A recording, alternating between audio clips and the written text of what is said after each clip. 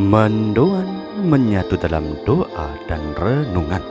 Dari Katedral Yesus Saja Purwokerto, Senin 28 Agustus 2023, saya Romo IA. Selamat pagi Bapak Ibu Saudara-saudari berkah dalam. Hari ini adalah peringatan Santo Agustinus, seorang uskup dan pujangga gereja. Dengan pertobatan dan kesalehan, Santo Agustinus mengajarkan keteladanan hidup sebagai abdi Tuhan. Maka dari itu, sekarang kita mohon rahmat pertobatan dan kehendak pembaruan diri dalam hari ini.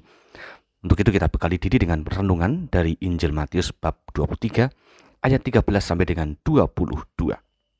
Dalam nama Bapa dan Putra dan Roh Kudus, amin. Tuhan bersamamu dan bersama rohmu. Inilah Injil suci menurut Matius, dimuliakanlah Tuhan. Pada suatu hari Yesus berkata kepada ahli-ahli Taurat dan orang-orang Farisi, "Celakalah kalian, hai ahli-ahli Taurat dan orang-orang Farisi, hai kalian orang-orang munafik, karena kalian menutup pintu kerajaan surga di depan orang.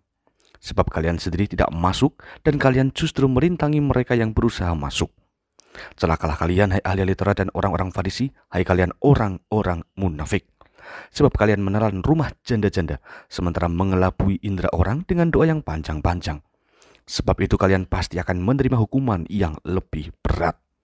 Celakalah kalian, hai ahli-ahli Taurat dan orang-orang Farisi, hai kalian orang-orang munafik.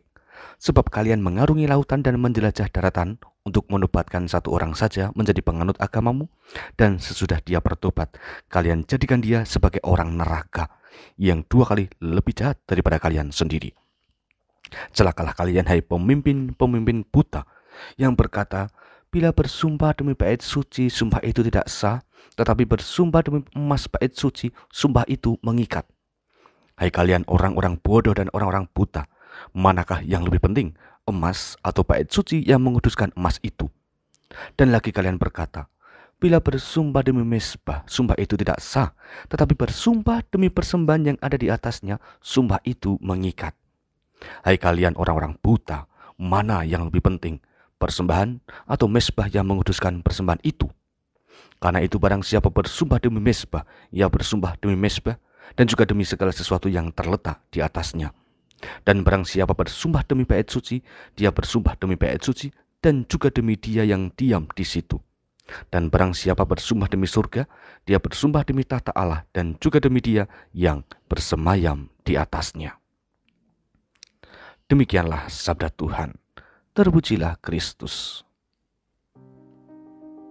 Saudari-saudara, Injil hari ini, Yesus mengecam mereka yang mempunyai wewenang mengajar, tetapi berada dalam kepalsuan.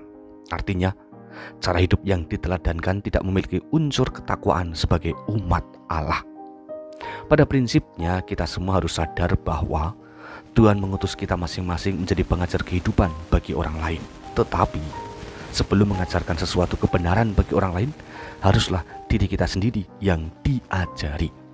Sebab kita memberi pengajaran dari pengalaman iman yang sudah hidup dan yang sudah berbuah dari diri kita masing-masing.